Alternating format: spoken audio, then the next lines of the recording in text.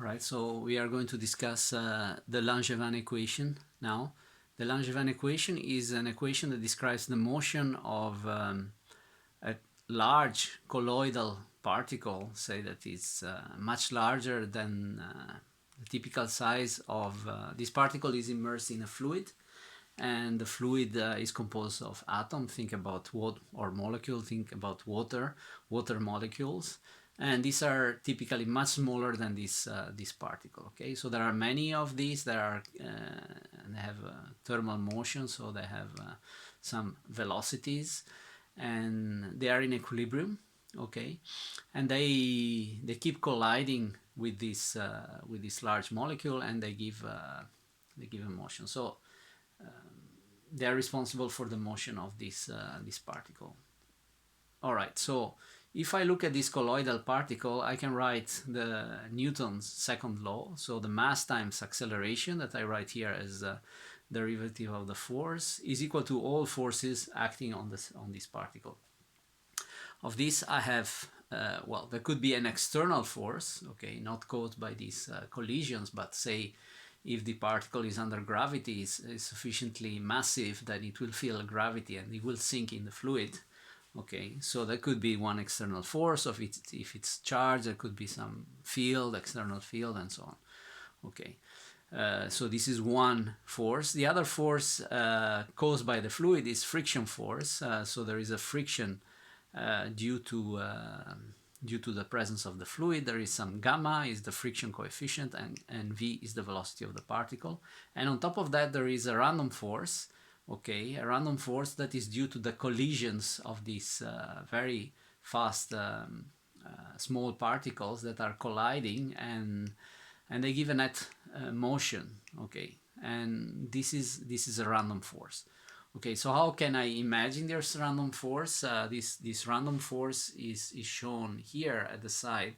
F of r is a characteristic graph as a function of time. It's fluctuating, so sometimes it's a bit positive, it's a bit negative, and it fluctuates with a characteristic amplitude and so on. So we are looking at, so when we solve this differential equation, this is a stochastic differential equation. So we solve it for one specific realization, say, of this random force, and then we average the solution over all the possible realizations of this random force. So we have to do some averaging at the end of our calculations, and we will show how to do it. But first we have to give some prescription of that. What is the random force? Okay, so first of all, I have to say this is a one-dimensional equation, so we are assuming that our particle moves in one dimension, but it could also be seen as the different components of the velocities of this particle in 3D. I mean, we are just discussing now a one-dimensional example, but this can be easily generalized to 3D. Okay, so let's consider this random force. So it's reasonable to assume that this random force, okay, the average value of this random force of a different realization is 0. So this fluid kicks this colloidal particle sometimes to the left, sometimes to the right, up or down, with equal probabilities. So in 1D, if I look at 1D component here, the net average over different realizations will be at any time equally likely to be positive or negative, and so therefore the net average is 0. Then there is a second property that we are requiring. We are requiring that the average of the same force realization at two different times, average over all possible realizations, it's a delta function. It's proportional to the delta function. This means the following, that the force at a given time is uncorrelated with the force at a later time, which is not exactly what I'm plotting here, but suppose that I'm looking at time scale much larger than this, so that I consider that there is such an uncorrelation at different times. So this relation is 0 if t prime is different from t. If t is equal to t prime, then this delta function fires, and there is and A, which is a characteristic amplitude. So this force is a force, okay? So it has the unit of a force. This delta function has a unit of 1 over time, so I have to put some matching physical unit to match this relation. So this A can be seen as the amplitude, characteristic amplitude of this force. How much is the characteristic excursion of this random force here, okay? So we have to understand what is A, and A will be related somehow to the properties of the surrounding fluid and some properties of the particle, okay? So to find out what A is, we solve this equation for the case f equal to 0. In any case, we are interested now specifically in A and not the effect of an external force. Okay, this A is connected to the thermal bath. Okay, so then we simplify this equation, the Langevin equation, and we are left with an equations m v dot, mass times acceleration. Mass is the mass of the colloidal particle, minus gamma v plus f of r. So in here we have again a stochastic differential equations where f of r is a random force, okay, and we have a deterministic part. So so if I forget now about f of r, the deterministic solution of this differential equation is very simple, is a simple exponential, and the exponential is c, some constant, exponential of minus gamma m over t.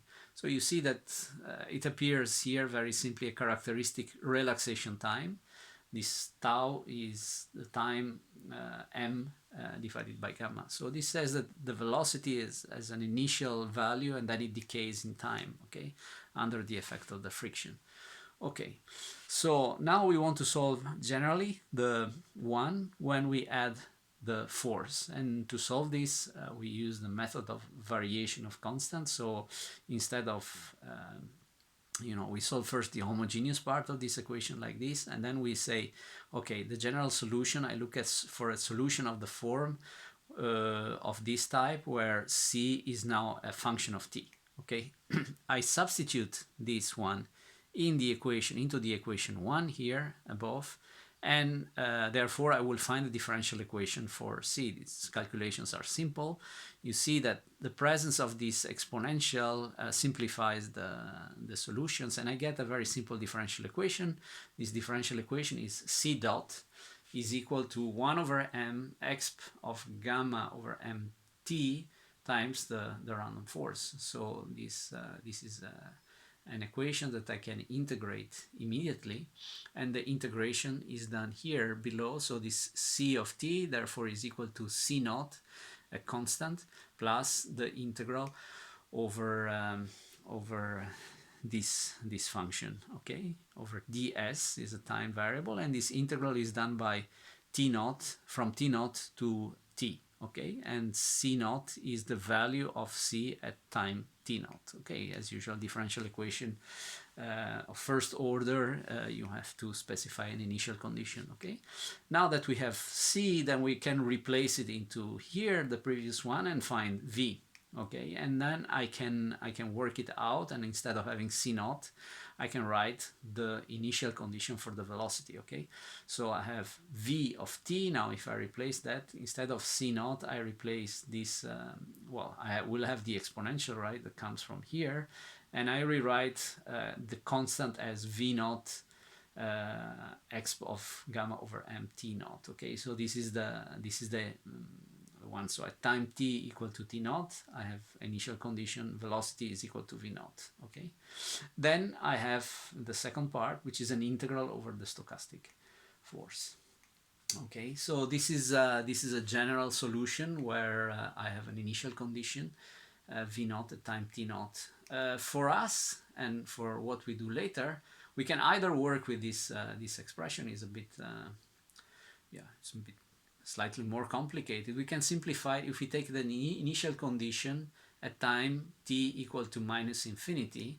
In that case, we actually don't have the initial term, we don't have v naught. This is an initial condition that is put infinitely back in the past. Okay, so therefore does not appear in our solution. This is cancelled because you have gamma times t naught, and t naught is pushed to minus infinity. This one goes to 0. Okay, and the second integral is taken then from minus infinity to t. Okay, therefore our solution now takes a simpler form, which is v of t is this exponential of minus gamma m over t over m, and then we have this integral. Okay, so as you see that now the solution is contains this random force. So for any realization f of r, so okay, so we derive this this expression for the velocity. The velocity is given by an integral of over this random force. So it's a fluctuating variable, so as f of r is. So for any realization of this f of r, we have a different velocity, okay, which is integrating this function. Okay, this is therefore now we can calculate. So we are interested in not in a single realization of this this velocity, but in statistical properties. So for instance, we may want to see what is the average of this velocity. The average of this velocity is average of the different realization of this random force. So it's given by our solution. Taking average of this gives 0, because our first property here is that the average over this this random force is 0 at any given time. Okay. The next and more interesting quantity to calculate is v squared. Okay, the average velocity is 0 because you know that you get kings equally likely to the left, to the right, in any directions. So that's why you get 0 as expected. Okay, but more interesting is the average of v squared, that is taken by taking this expression here, squaring it, and therefore by squaring it we get twice the f of r. Okay, squaring gives 2 integrals. Okay, and we get this expression. All right, when we take the average of this expression, we can use our property here that this is supposedly a delta function here, and with an amplitude 2a. So therefore we replace the delta function, and we can do immediately one of the two integral, the integral over ds prime, because we have a delta function. So instead of having, so this integral gives us 2a times exp of 2 gamma s over m. So we're left now with one integral over an exponential function. This can be done easily. So the integral over the exponential is in exponential, and this is calculated between t and minus infinity. At t, this integration gives the same exponential 2 gamma t over m, that is here, and minus infinity, this is 0. Okay, so this integral is very simple, and it's shown here below the results. So you see that the 2 times here dependence, they vanish. Okay, and as expected, we are calculating here v squared, so the square of velocity at a given time t. So we have put an initial condition back at minus infinity in the velocity. So our system is at any given time, you know, it's equilibrated, right? Our condition is infinitely back in the past, our initial condition, and the system doesn't have any dependence on this initial condition. This is any memory of this initial condition. Okay, so that's why, you know, there is no time dependence here. We are calculating this, and this is therefore it's a simple. We get out a constant out of this average is a divided by m over gamma. Okay, so what is v squared? So if I have a system in equilibrium, statistical mechanics, and in particular the equipartition theorem, tells me that v squared, the average in one dimension, or the average of one component, say in x, y, or z squared of the velocity of particle, should be given by kbt divided by m. Okay, this is a fundamental result of equilibrium statistical mechanics. Therefore, if we now equate these two, now we have an expression for A, right? So A is given by gamma times kBt, all right? So the random force now, this relation, this correlator here, now A is fixed, all right? A contains the temperature and the friction coefficient of the particle. Okay, this is coming from requiring that this average velocity squared is the same that I observe and I expect from an equilibrium system.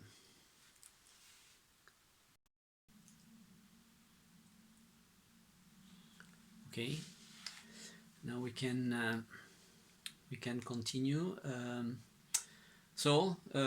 Again, from this expression, so we have found and this from average v squared, so we fixed the constant. Now we can replace our A with gamma kBt. All right. So another calculation that I'm not going to show now, but it can be shown using the same relations, the same ideas. It's slightly more complicated. Is the following. So instead of calculating now v squared at the time t, I'm calculating the product of vt times vt prime. Okay, and these t and t prime are different, or okay, so the average of this can be shown to be equal to kBt divided by m exponential of this quantity, where there is an absolute value of t minus t prime. Okay, so you can derive this by using again this relation for v of t, the expression for v of t, and this correlator.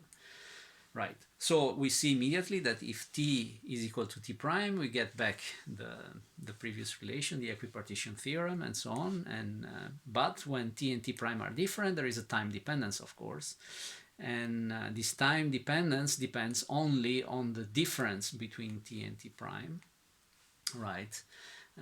Because the system at any time here, because of our initial condition, is said to be in equilibrium. Okay, so in this result shows that v and so if you have a certain v at time t and a v at the time t prime, is as t prime becomes much larger than t, this quantity decays to zero with this exponential form, which is it's expected that it is decaying to zero, because if we start from a v at time t, say that is in one realization it's positive, then if we wait long enough, then the particle at very long time, it will have forgotten its velocity at time t. If t prime is in the future and much further away than t, then the velocity at time t prime can be equally likely to be positive or negative. Therefore, on average, this will decay and will give something that is close to zero. And that's why there is this exponential decay. Okay, so we're not going to prove this. It's a calculation that follows in a very similar fashion. We are going to show again, show another properties. Now we are interested in positions. Okay, so what is the position at the particle at time t? All right. So the position is directly obtained from the velocity using this expression, right? Given the position at time t equal to zero, then if you integrate the velocity from 0 to t, I get the position at time x of t. Okay. Right, and in particular, I'm interested in, okay, so for instance, if you average this x of t, you get just x naught. Okay, this is an equation that I haven't written here, but you know, the average of E of s is zero. Okay, this therefore this the particle remains in x naught. It's more interesting to calculate is the mean squared deviation. So x of t minus x naught squared and averaged. Okay, so using this expression, I find that this average is just a double integral of this quantity, the correlator vs prime, integrating ds prime. Okay, so this is a double integral. So now I replace, instead of this, kBt divided by m, this exponential here, and I do the integration. All right. So the integral contains this absolute value. I can get rid of this, right, of absolute value of s minus s prime. If I divide my integral in this, perhaps I should have added some more details here of this calculation. All right, so in this integral we are calculating s and s prime, all right, in from 0 to t. So we are integrating 0 t on a square. Okay, so this is our domain of integration. Okay, but because s and s prime, these integrations are symmetric, so I can also do the integral in the lower triangle. So I can integrate s, all right, I can integrate s from 0 to t, right, as before, from 0 to t, but now s prime I integrate from 0, from any given s, from 0 to s. So my s prime runs from 0 to s, okay?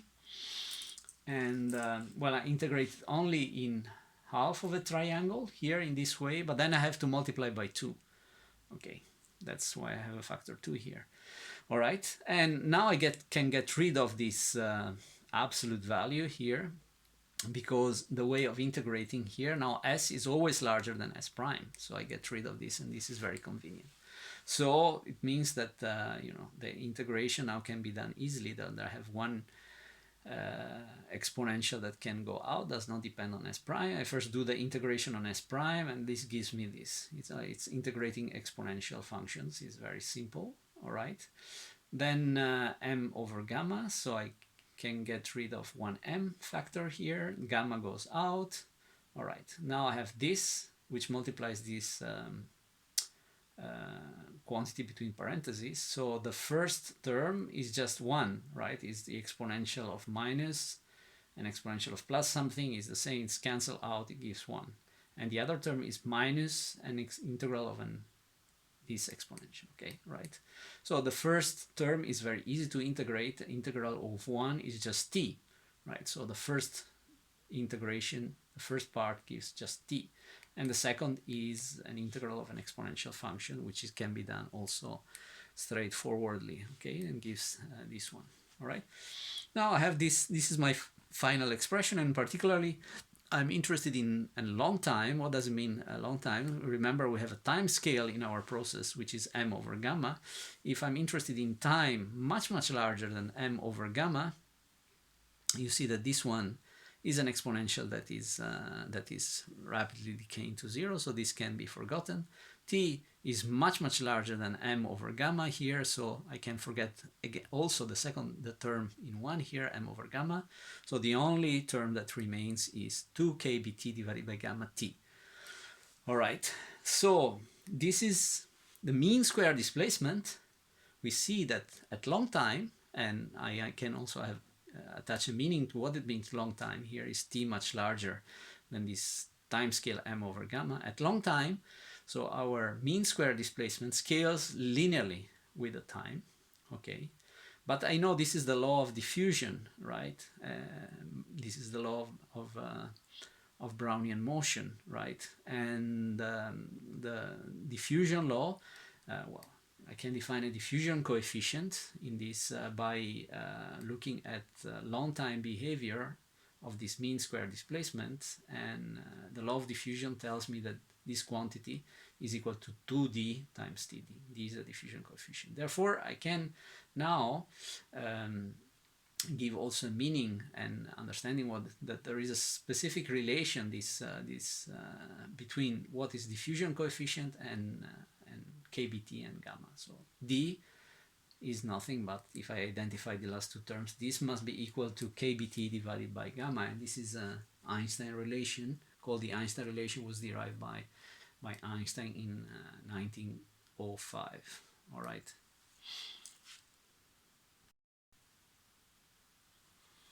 Okay, now we want to study again the Langevin equation, a specific case which I call the overdamped harmonic oscillator. Okay, so What is the harmonic oscillator? Now we have an external force. The harmonic oscillator is minus k times x for this force.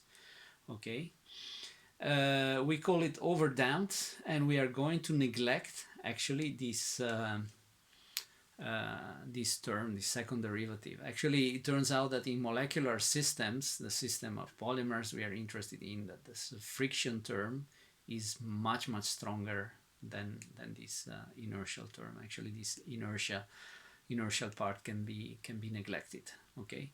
Therefore, we have an equation now where this we can set to 0, and we have minus kx minus gamma, and this is will be x dot. Okay, so we have a first order differential equation of this type. So gamma x dot I bring into the other side. Okay, and I divide everything by gamma. So therefore I get minus k divided by gamma x, and then plus g. So instead of working with f of r, I redefine my random. So instead of using the random force, I have a g now, which is just a rescaled functions of f of r divided by gamma. Okay, so this is shown here. Therefore, my correlators are slightly different now because everything is divided by gamma. All right, I had a gamma in the numerator before, now I have a gamma in the denominator for these correlators. Okay, but I have to solve this differential equation exactly in the same way I did before. And well, the solution is the same, right, as the previous one. Previously we had velocities at 0 force, now we have, but the differential equation is the same. Therefore, you can take the same expression. Now the time scale is, the characteristic time scale is gamma over k, right? Therefore, this is our solution. X of t is equal to this integral, again an integral over the rescaled random force g. Right, and it contains the two exponentials, but now I see that there is a mistake on the slides, so this is not t, but this is s. Right? Okay, it's the same expression as we had before, the s. Okay, therefore now we can take this expression and work it out and calculate everything we want, right? And particularly, you can calculate the correlator x of t prime, not surprisingly, is the same shape as it had before, but now you know that the time scale is the time characteristic time is different, is k over gamma here, and that the prefactor is kbt over k. Therefore, at equal time, t equal to t prime is x squared kbt divided by k. Right, and I write here as expected from equipartition. The equipartition theorem in statistical mechanics tells that the every quadratic degree of freedom contributes to kbt over 2 to the energy. So the energy of our potential energy of our harmonic oscillator, harmonic force, is k times x squared divided by 2. And that must be equal to kbt divided by 2. Therefore, this follows exactly, this is what you expect from equipartition theorem, right? Now I can calculate, as done previously, now I want to calculate the mean square displacement. So if I have my particle at position, at time t equal to 0, at position x 0, what is the difference at x at time t? Okay, xt minus x naught squared average. Okay, so from this I can calculate what comes. So I develop this square. I get an x squared t, x squared naught average minus 2 times this correlator. Okay, and these are identical. Each of them is equal to kbt divided by k, right? So I get from these two terms 2 times kbt divided by k. From this minus 2, I can use this result. All right, let's take, for simplicity, t larger than 0. Okay, then I have this. I get rid of the absolute value. Therefore, I can collect everything, this quantity, and I have this expression. Okay, now what do I see? I'm studying here an harmonic oscillator, right? So this quantity, the mean square displacement. Now you see, it's when t goes to infinity, this does not diverge, right? It's going to a finite value. It's here. When t is 0, it's 0, right, by definition. So our delta x square as a function of t starts from 0, grows, and it comes and gets to a finite value. Okay, so our particle here, our Langevin particle is in an harmonic oscillator, so there is a restoring force that brings the particle back towards the origin. Therefore, this mean square displacement does not grow indefinitely. It is confined, because if the particle tries to go too far away, it's kept back by this to the origin, is pushed towards the origin by this restoring force, and therefore that's why you have this kind of behavior, right? Finite value. So in the previous case, when we solved also with these inertial terms and for f equal to 0, we found that at time t much larger than the characteristic time scale m over gamma, our delta x squared grows linearly in time, right, as an ordinary diffusive process, right, at sufficiently large time scale. Here, this does not happen, only at very short time. So you see, if you take this previous expression and you take time sufficiently short here, then you have a linear growth. So it resembles a diffusion process. These are very short time scale where our Langevin particle does not yet realize it's confined by some potential. It makes a very short excursion from its position, so doesn't really feel yet the force at the harmonic force at very short time scales. But finally, for very long times, this mean square displacement is confined. It's as a finite value and goes to a plateau.